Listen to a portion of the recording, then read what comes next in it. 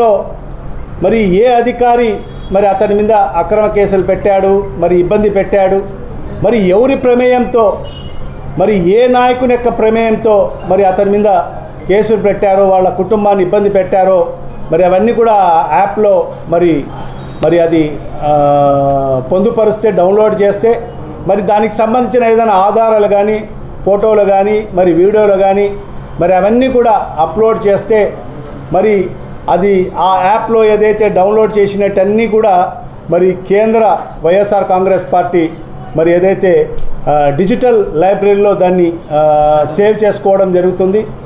మరి అవన్నీ కూడా భవిష్యత్తులో మన ప్రభుత్వం అధికారంలోకి వచ్చిన తర్వాత మరి ఎవరైతే అధికారులు, ఎందుకంటే ఆ డిజిటల్ లైబ్రరీని ఓపెన్ చేయడం జరుగుతుంది అధికారంలోకి వచ్చిన తర్వాత, మరి ఏ అధికారి మరి వైఎస్ఆర్ కాంగ్రెస్ పార్టీ నాయకుల్ని ఇబ్బంది పెట్టారో, వాళ్ళ మీద అక్రమ కేసులు పెట్టారో, వాళ్లకు ఇబ్బంది పెట్టారో, మరి ఏ యొక్క నాయకుని ప్రమేయంతో మరి ఇన్వాల్వ్మెంట్తో మరి ఆ కేసులు పెట్టారో మరి వాళ్ళను ఖచ్చితంగా మరి చట్టం ముందర నిలబెడతామని చెప్పి కూడా మరి మన రాష్ట్ర అధ్యక్షులు శ్రీ వైఎస్ జగన్మోహన్ రెడ్డి గారు చెప్పడం జరిగింది.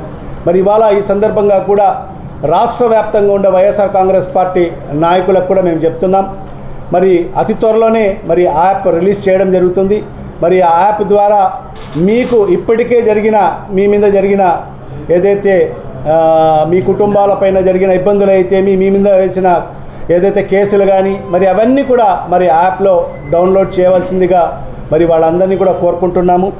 మరి ఆ రకంగా రాబో రోజుల్లో మరి ఎందుకంటే మన నాయకుడు గారు చెప్పినట్టుగా, జగన్మోహన్ గారు చెప్పినట్టుగా మరి ఇవన్నీ కూడా ఎందుకు చేస్తున్నామంటే మరి ఈరోజు మా కార్యకర్తలు మరి ఎవరైతే ఇబ్బంది చేశారో, ఎవరి ప్రమేయంతో ఇబ్బంది చేశారో మరి ఆ నాయకులకు కానీ మరి ఆ అధికారులకు కూడా మరి ఎవరైతే చేశారో వాళ్ళ మీదనే మరి రేపు మనం అధికారంలోకి వచ్చిన తర్వాత మరి వాళ్ళ మీద కఠినమైన చర్యలు కూడా ఉంటాయని చెప్పి కూడా చెప్పడం జరిగింది.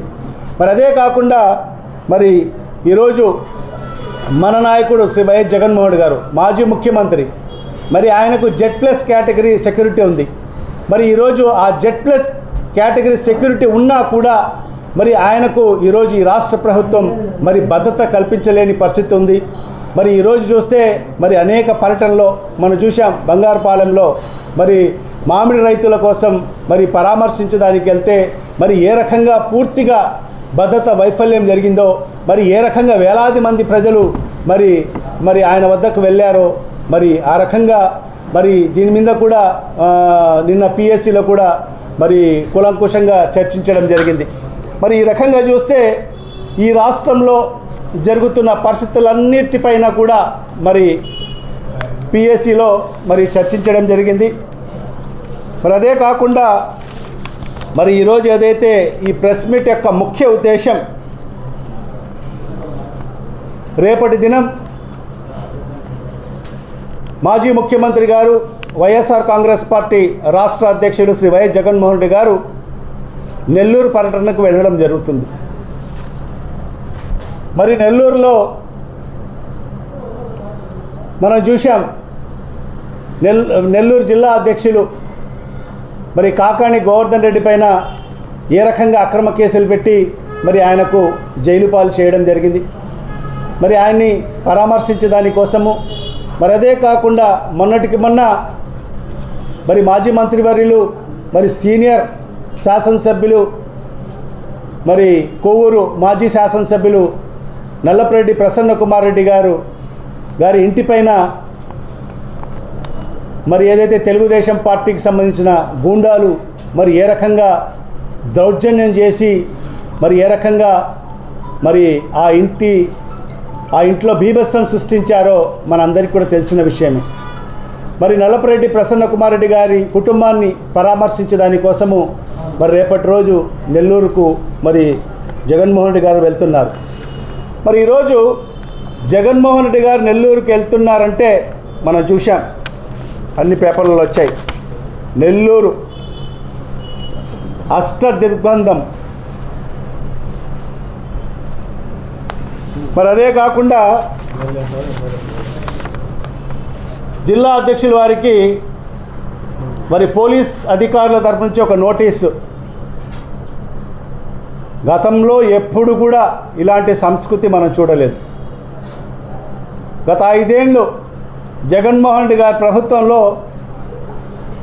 మరి ఆనాటి మాజీ ముఖ్యమంత్రి చంద్రబాబు నాయుడు గారు అయితేమి, మరి ఆయన తనయుడు లోకేష్ బాబు గారు అయితేమి, మరి జనసేన నాయకుడు పవన్ కళ్యాణ్ గారు అయితేమి, బీజేపీ రాష్ట్ర అధ్యక్షులు మరి ఆనాటి అధ్యక్షులు ఎవరైనా కూడా మరి ప్రజల పక్షాన ఉండి మరి ఈ రాష్ట్రంలో